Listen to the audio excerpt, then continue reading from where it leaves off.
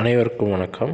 நிகழும் மங்களகரமான குரோதி வருடம் மார்கழி மாதம் 16ஆம் நாள் சித்தயோகம் கூடிய சுபயோக சுபதினத்தில் பூராட நட்சத்திரத்தில் இரவு 12 மணிக்கு 2025ஆம் ஆண்டு பிறக்கப் போகிறது.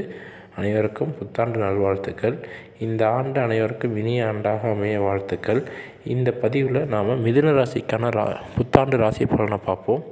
மிதுன ராசியை பொறுத்த வரைக்கும் இந்த ராசியில் திருவாதிரை, புனர்பூசம், மிருகசீஷம், திருவாதிரை, புனர்பூசம்னு 3 நட்சத்திரங்கள் இருக்குது.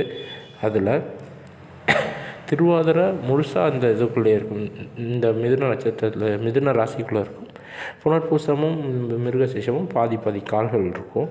அப்படி பார்க்குறப்ப இந்த மிதுன ராசிக்கு 7ஆம் இடத்துல சூரியனும் சந்திரனும் இருக்காங்க. சூரியன் அப்படிங்கிறவர் ஒரு அரசு அமைப்பு இல்லை ஒரு உயர்ந்த ஸ்தானத்தில் இருக்கிறவர், தந்தை ஸ்தானத்தில் இருக்கிறவர். மிதுன ராசிக்காரங்களுக்கு 7ஆம் இடத்துல சூரியனும் சந்திரனும் சேர்ந்து இருக்கிறதுனால நல்ல ஒரு கவர்மெண்ட் வேலையில் இருக்கிற பொண்ணு அமைகிறதுக்கு நிறைய வாய்ப்பு இருக்குது. இந்த பொண்ணு மூலிமா ஒரு நல்ல கவர்மெண்ட் வேலையில் இருக்கிற பொண்ணு, இல்லாட்டி ஒரு அரசு அதிகாரம் பெற்ற ஒரு நபருடைய மகளாகவும் இருக்கிறதுக்கு வாய்ப்பு இருக்குது. அதே பெண்ணாக இருந்தால் ஆணாக இருக்கிறதுக்கு வாய்ப்பு இருக்குது.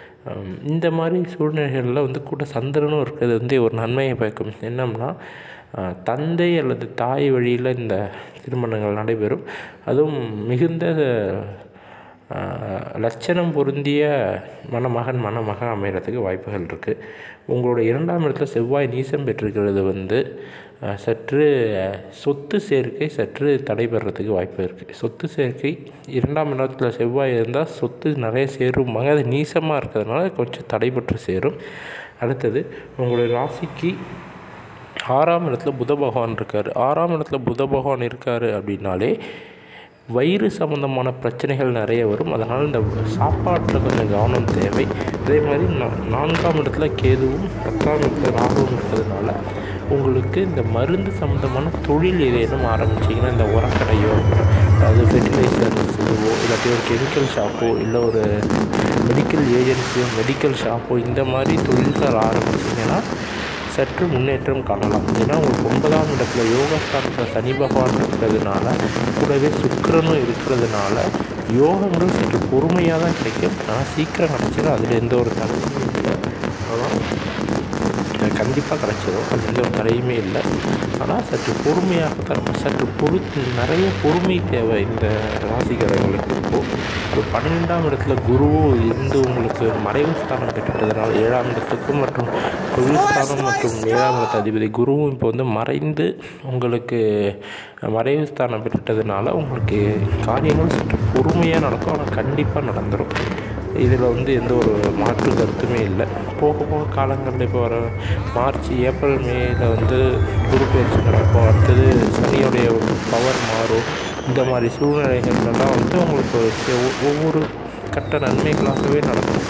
அந்த மாதிரி காலங்களுக்கு நீங்கள் இப்போவே தயாராகிக்கிட்டால் தான் உண்டு. இப்போவே நீங்கள் ஒரு செடி விதையை போட்டு தண்ணி ஊற்றிக்கிட்டு வந்தால் தான் ஒரு 3 மாதம் கழித்து அது வளர்ந்து வருமே தவிர, நீங்கள் அன்னைக்கு போய் விதையை போட்டிங்கன்னா அது வளர்ந்து வர்றதுக்குள்ள அடுத்தடுத்த கால சூழ்நிலைகள் மாறி போயிடும். அதனால் மிதுன ராசிக்காரங்க சற்று முயற்சிகளில் தாராளமாக இறங்கலாம். அனைத்து முயற்சிகளையும் நீங்கள் எடுத்து செய்யலாம். ஆனால் உங்களுடைய வெற்றிங்கிறது ஒரு லாங் ரன்னில் தான் கிடைக்கும். வெற்றிங்கிறது உடனே கிடைச்சிடாது. சற்று பொறுத்து ஒரு 5-6 வருடங்கள் நீங்கள் இருந்தீங்க அப்படின்னா, ஆனால் இந்த வருஷம் இப்போ ஆரம்பிச்சிட்டா ஒரு 5-6 வருடங்களில் நல்ல ஒரு சிறந்த ஸ்தானத்தில் போய் நீங்கள் நல்லா உட்காந்துருவீங்க. வண்டி, வாகனம், வீடு, மனை, மக்கள், இந்த மாதிரி ஒரு பெரிய சந்தோஷமான வாழ்க்கையை நீங்கள் வாழ்கிறதுக்கான வாய்ப்புகள் நிறைய இருக்குது. குறிப்பாக இந்த தொழில்ஸ்தானத்தில் ராகு பகவானும் அடுத்து சனி பகவானும் பயிற்சியாகி ஒரு 2 வருஷத்துக்குள்ளே அந்த இடத்துக்கு தான் 10ஆம் இடத்துல தான் சனி வரப்போகிறாரு. அந்த மாதிரி சூழ்நிலைகள்லாம் பார்த்திங்கன்னா உங்களுக்கு மிக மிக அருமையான வாய்ப்புகள்லாம் கிடைக்கிறதுக்கு யோக நிலைகள் நிறையவே இருக்குது. உங்களுடைய ராசி அதிபதியான புதன் இப்போ 6ல் மறைந்து இருக்கார். அவர் இந்த 17ஆம் தேதி தமிழ் 2ஆம் தேதியே இந்த ராசிக்கு வந்துடுவார். விடிஞ்சோடனே வந்துடுவார். பட் அந்த மாதிரி சூழ்நிலைகள்லையுமே இந்த உங்களுக்கு 7ஆம் இடத்துல சூரியன், புதன், சந்திரன் சேர்க்கையாயிடும். அப்படி ஆச்சுன்னா அது இன்னும் ஒரு மிகப்பெரிய பலனை கொடுக்கும். ஏன்னா சூரியன், புதன், சந்திரன் சேர்க்கை 7 ஆச்சு அப்படின்னா திருமணமானது உடனடியாக நடைபெறும், இளம் வயதிலேயே நடைபெறும். அதுவும் நல்ல ஒரு வசதியான ஒரு அதிகாரங்களுடைய அதிக லட்சணங்களுடைய பெண்ணோ ஆணோ உங்களுக்கு கணவனாவோ இல்லை மனைவியாவோ அமையறதுக்கு வாய்ப்புகள் இந்த மிதுன ராசிக்காரங்களுக்கு நிறையவே இருக்குது.